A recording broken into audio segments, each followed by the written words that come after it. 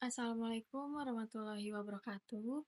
Perkenalkan, nama saya Rena Sari Dwianti dengan NPM 22.1294. Di sini saya akan mempresentasikan materi mengenai sistem hukum pidana adat Bali dan sistem hukum pidana di Indonesia. Lalu yang pertama itu ada latar belakang. Indonesia sebagai negara dengan keragaman budaya memiliki dua sistem hukum yang berlaku di masyarakat, yaitu sistem hukum pidana adat dan sistem hukum pidana negara. Sistem hukum pidana adat yang berlaku di beberapa daerah seperti Bali hidup dan berkembang dalam masyarakat adat, mengatur tata cara penyelesaian sengketa dan pelanggaran hukum sesuai dengan nilai-nilai lokal dan tradisi. Sebaliknya, sistem hukum pidana Indonesia yang tertuang dalam Kitab Undang-Undang Hukum Pidana atau KUHP merupakan warisan hukum kolonial Belanda yang diterapkan secara nasional untuk seluruh masyarakat Indonesia. Perbedaan antara keduanya terlihat dalam hal dasar hukum, yaitu tujuan saksi dan pelaksanaannya. Meskipun keduanya memiliki tujuan yang sama, yaitu untuk menjaga ketertiban dan keamanan sosial, keduanya memiliki pendekatan yang sangat berbeda dalam menyelesaikan pelanggaran hukum. Lalu yang selanjutnya adalah sistem hukum pidana adat Bali.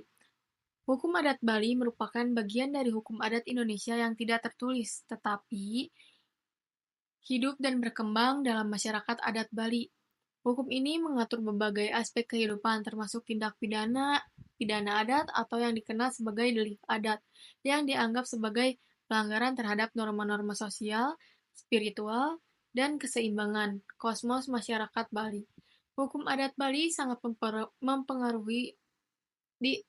dipengaruhi oleh agama Hindu Bali, yang menekankan pada konsep keseimbangan antara manusia, alam, dan Tuhan. Prinsip dasar hukum pidana adat Bali adalah yang pertama, sanksi lebih bersifat pemulihan, yaitu yang dimana sanksi hukum adat tidak hanya dimaksud untuk menghukum, tetapi lebih kepada memulihkan keseimbangan sosial dan spiritual. Lalu yang kedua, lokal dan berbasis tradisi, yang dimana sanksi dan aturan ditentukan oleh lembaga adat setempat seperti desa, pakraman, dan banjar. Lalu yang terakhir, bertujuan untuk mengembalikan harmoni, yang dimana hukum adat Bali memandang pelanggaran sebagai gangguan terhadap keseimbangan alam semesta, sehingga hukuman bertujuan untuk memulihkan keharmonisan tersebut.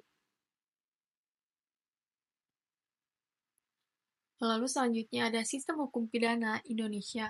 Hukum pidana Indonesia diatur dalam Kitab Undang-Undang Hukum Pidana atau KUHP yang merupakan warisan dari sistem hukum kolonial Belanda. Sistem ini bersifat tertulis dan mengacu pada asas legalitas, yang artinya tidak ada tindakan yang dapat dihukum kecuali sudah diatur dalam undang-undang yang berlaku. KUHP mencakup berbagai jenis tindak pidana, mulai dari kejahatan terhadap negara, kekayaan, hingga kejahatan terhadap orang.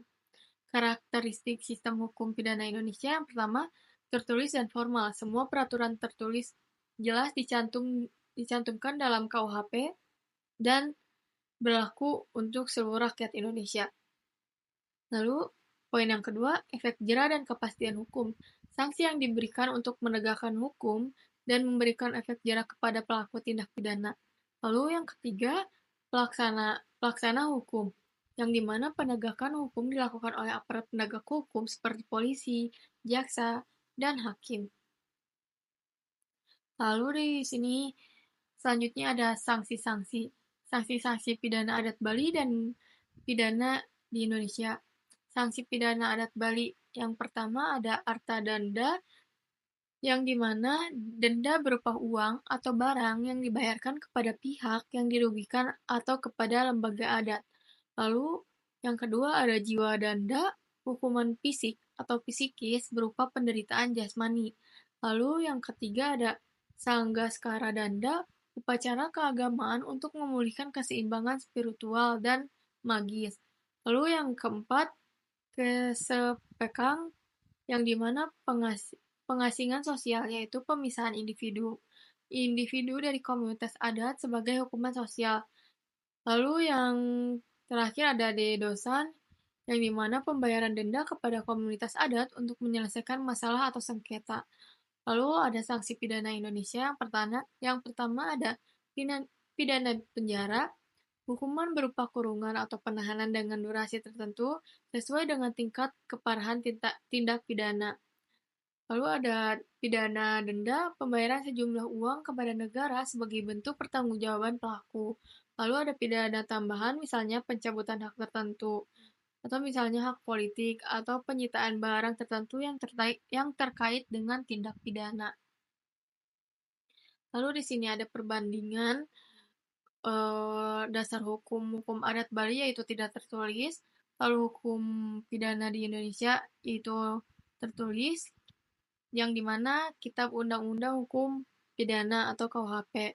Lalu ada tujuan sanksi dari hukum adat Bali, memulihkan keseimbangan kosmos, yaitu harmoni antara manusia, alam, dan dunia spiritual, atau pemulihan.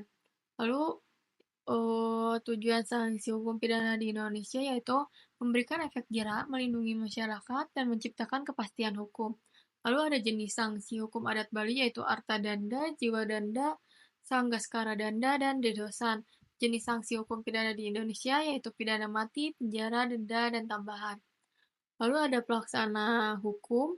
Hukum adat Bali dilaksanakan oleh lembaga adat seperti Desa Pakraman atau Banjar melalui mekanisme musyawarah adat. Keputusan lembaga adat bersifat final dan mengikat di tingkat lokal.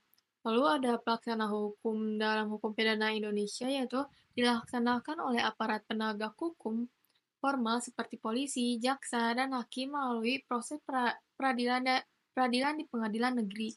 Lalu ada cakupan wilayah hukum adat Bali, berlaku secara lokal khusus untuk masyarakat adat Bali atau mereka yang tunduk pada hukum adat setempat. Lalu ada cakupan wilayah hukum pidana di Indonesia yaitu berlaku secara nasional di seluruh wilayah Indonesia tanpa terkecuali.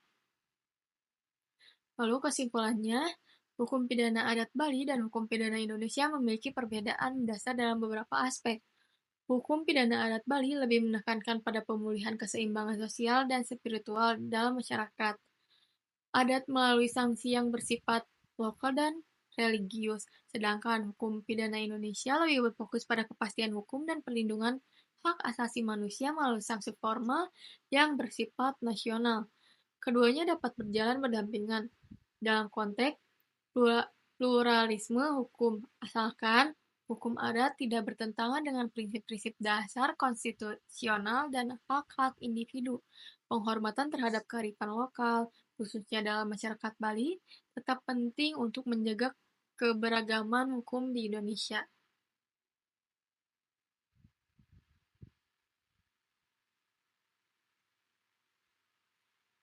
Sekian yang dapat saya sampaikan. Mohon maaf bila ada kesalahan dalam penyebutan kata.